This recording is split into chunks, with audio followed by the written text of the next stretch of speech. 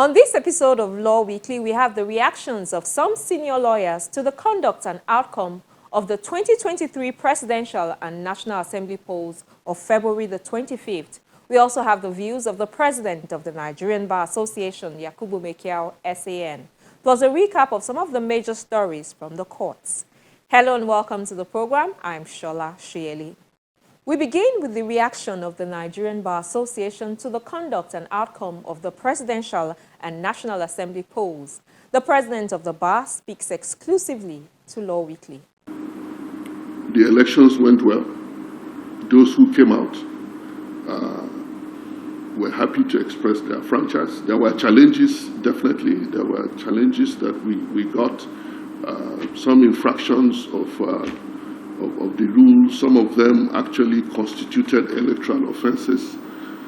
But on the whole, I would score INEC as having performed maybe about 80% and in the delivery of these elections, and that would be an A for every exam, notwithstanding all the things that happened, which we are not ignoring, and that is why we are admonishing INEC, we are advising INEC, and we are recommending to INEC that in those areas where we saw lapses in the elections held on the 25th of February 2023, deliberate efforts must be taken to make sure that those lapses did not occur again in the elections that are coming up on the 11th of March. Because when those lapses happened, it impacted on the confidence of the public in the process. Because where electoral materials didn't get there on time, where officials did not get there on time, voters, because of that enthusiasm, because of the expectation, the build-up to the elections, the confidence that they reposed in the process, were beginning to wonder, why have they not arrived on time? Is there anything that is going on? Is there any reason why these materials didn't come on time? Are these deliberate? Are they meant to either enfranchise voters in those areas, or maybe did INEC not want to conduct elections at all? So that has to be taken care of. And I shouldn't be expressing opinion, because there are different opinions on whether or not INEC has conformed with the provisions of the Electoral Act and the Constitution in the conduct of this election. There is just one thing that I can say now.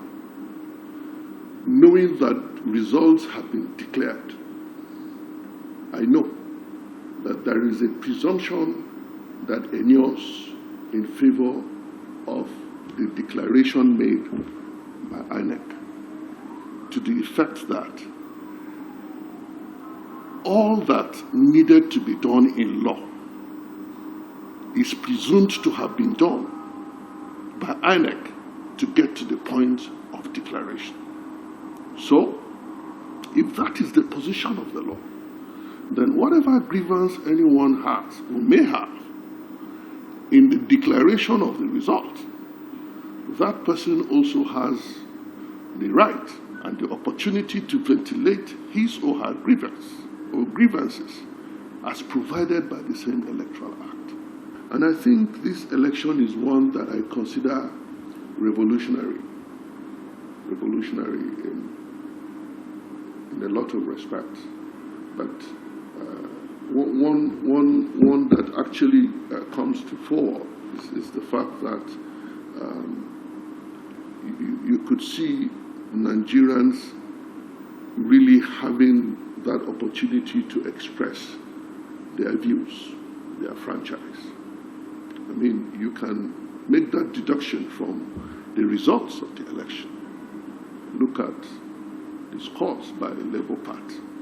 Look at the votes polled by PDP, and the locations where those votes were polled, similar to that of LP and also the APC, look at NPP, and look at also those who lost election.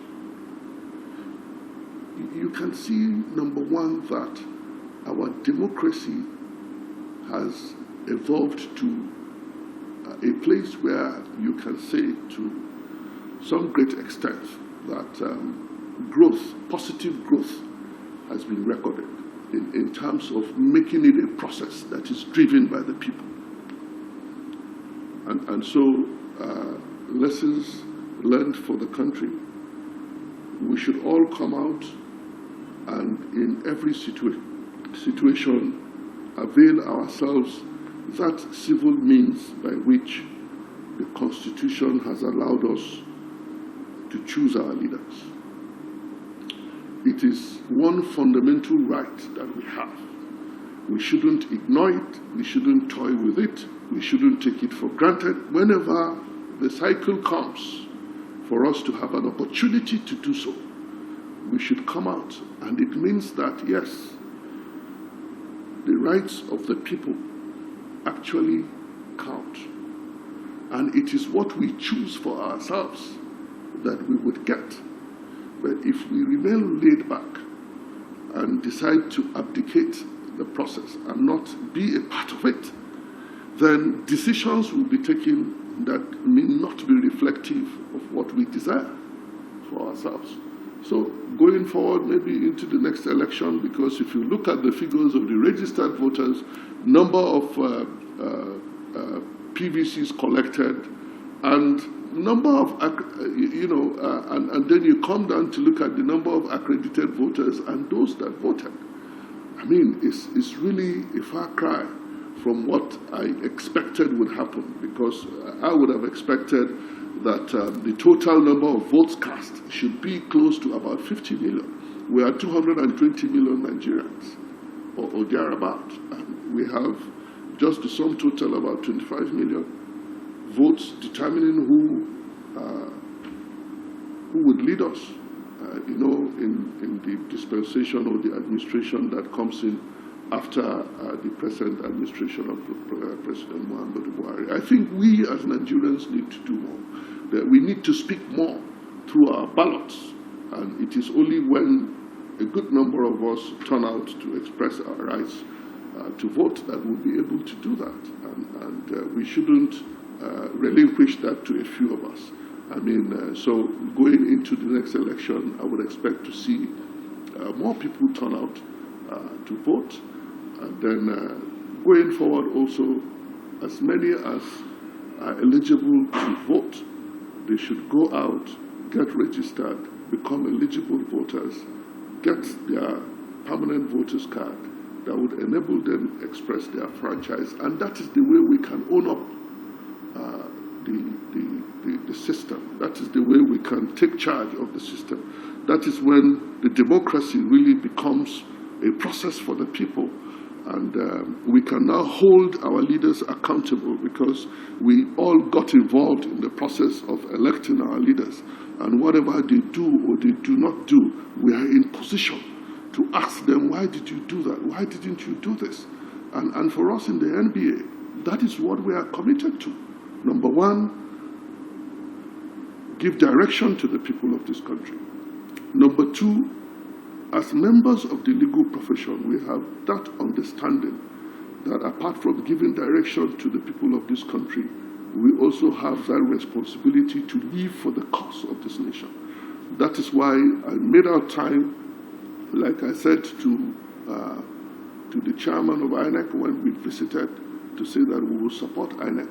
We will stand by INEC as a bar to make sure that it delivers on its constitutional responsibility.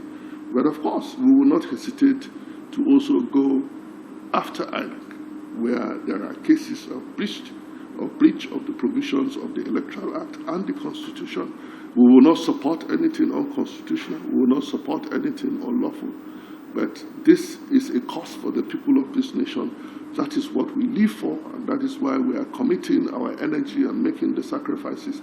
I stayed in the Collation Center to observe what happened in the Collation Center, so that no one would come to tell me the stories of what happened. And it is also one way for us to demonstrate that commitment. The legal profession in this country owe Nigerians sincere and honest participation in the process, both as citizens who are entitled to vote, and secondly, as those that are given that leadership position by reason of our profession to provide direction and live for the cause of this nation. That is what the Nigerian Bar Association's position is with respect to the election. Welcome back. Up next, another senior advocate of Nigeria, Ahmed Raji, also shares his views with Law Weekly. It is a step forward because since Nigeria became independent, this is the longest stretch of democracy the country has witnessed. And the test of democracy is in the change of government through elections. We had election in 1999. We had another one in 2003, another one in 2007, 2011, 2015, 2019, and now 2023. The First Republic just witnessed barely one election. And the Second Republic, just 2 elections, and everything collapsed. So by and large, we are moving forward. Nigeria is a young nation. Yes, for a young nation, we are bound to have challenges. And the way and manner we manage the challenges will define our future. So, without prejudice to whatever complaints some may have about the election, I see it from a larger picture of a democracy evolving with ups and downs, one way or the other. I think we are moving. That is not to say there is no room for improvement, but we are advancing against the background of our history and our age as a nation. That is the way I see it. I think one of the lessons is the use of technology. We can't run away from technology, but we have to be very careful with it. We have to quite clearly understand our environment, that this is a low-tech environment. So if you superimpose a high-tech on a low-tech environment, you're bound to have challenges, especially a nation without power. I'm not using this as an excuse for any failure or any perceived failure or wrong, or omission or commission. But what I'm trying to say, for example, the BFAS and what have you, in most cases, or some cases, let me put it that way, the thing did not work due to that one reason or technical fault and all this kind of stuff. I'm not ruling out human factors, but these are this is a technology that may be a bit advanced for an environment like this. So we have to marry our situation with the kind of technology we are going to use for a purpose like this. A situation where people will go to the polling center and then they are not being attended to. We need to look for something more friendly, more in tune with our local circumstances, and not necessarily to buy or key into any technology simply because it has succeeded or it has been used successfully in some other climes. We have to look at our own environment and look at what can work here. For example, you are talking of transmission, real life. In a nation with poor internet connection, at times how do you achieve that? Knowing the kind of situation we have in terms of telecommunication services and what have you. Maybe there's some non-compliance in some tiny section of the country. That will not amount to substantial non-compliance. But if it is very pervasive and then so widespread, then we may have a conclusion on that. But for now, it is too early until we begin to see the evidence which will be brought forward by the aggrieved ones, and then such evidence will be tested, and then if it's substantial, then one can pass the fact. But if it is not substantial, then it will be too hasty for anybody to say that the election has not been conducted substantially in compliance with the law. And it's also too early to give, but the presumption is that having declared the result, it has complied substantially with the law. That is the presumption, until that presumption is dislodged with cogent and verifiable evidence by those who are aggrieved.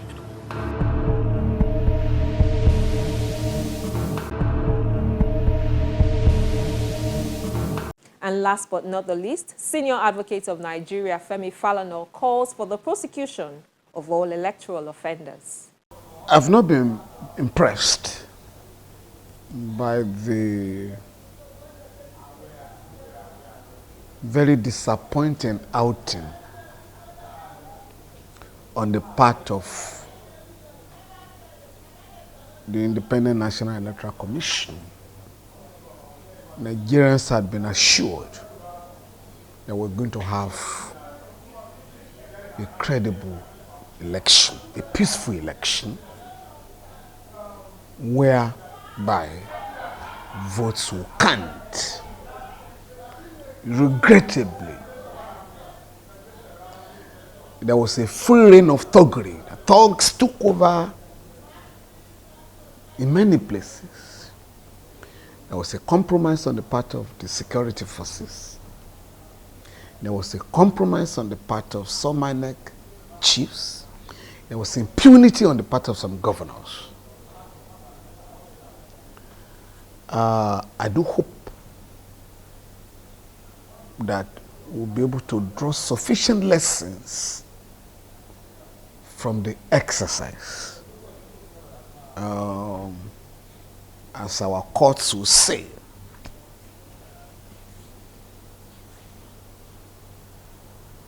there has been substantial compliance with the Electoral Act, because you could isolate where you have pockets of illegality, pockets of violence. The one I found extremely horrible is where a sitting governor had to engage in the destruction of public property by digging holes on a public road. I still cannot fathom the level of illegality that occurred there. There was another state where thugs were shooting at voters, unarmed voters. There were cases of deliberate disenfranchisement, which shouldn't have been so. But I want to commend the Nigerian people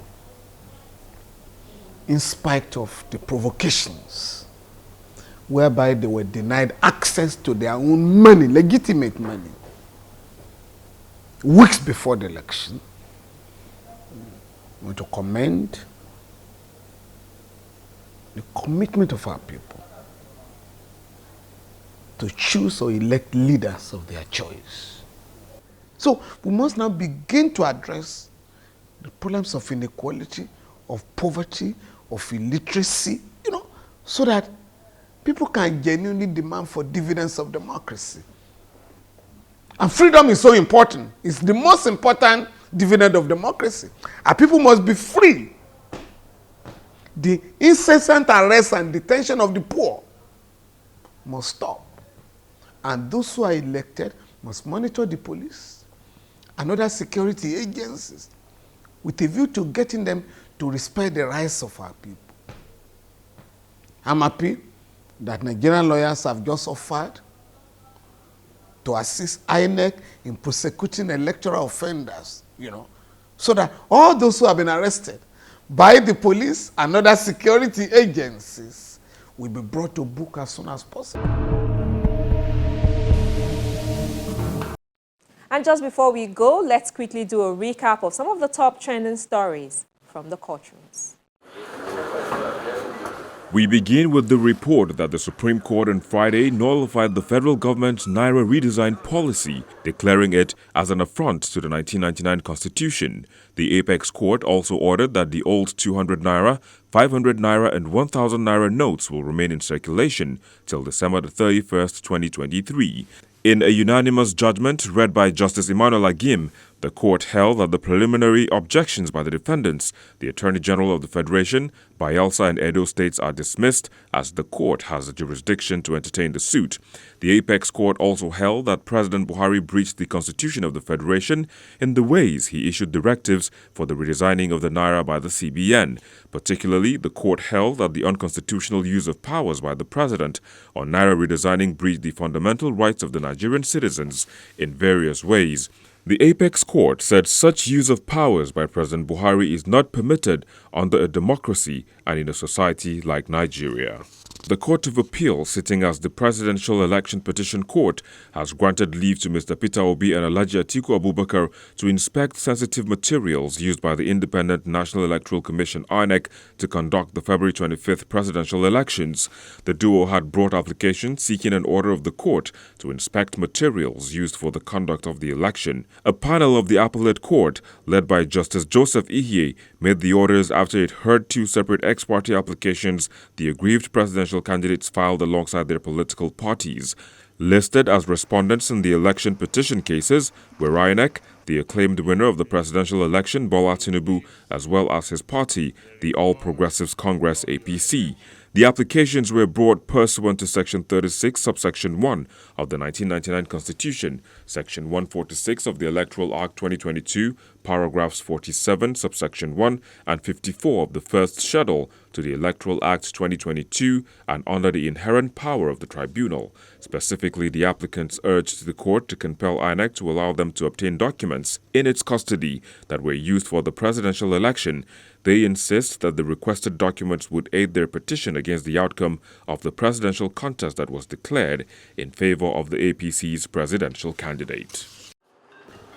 Away from election matters, most courts across the country have resumed activities after shutting down for a few days to allow judges and other judicial staff workers perform their civic duties in the presidential and National Assembly polls of February 25th. In Lagos, the murder trial of the Assistant Superintendent of Police, Drambi Vandi, who allegedly shot Lagos-based lawyer Bolanle Rahim on Christmas Day, was however stalled on Tuesday, February the 28th, as the prison authorities failed to bring the defendant to court.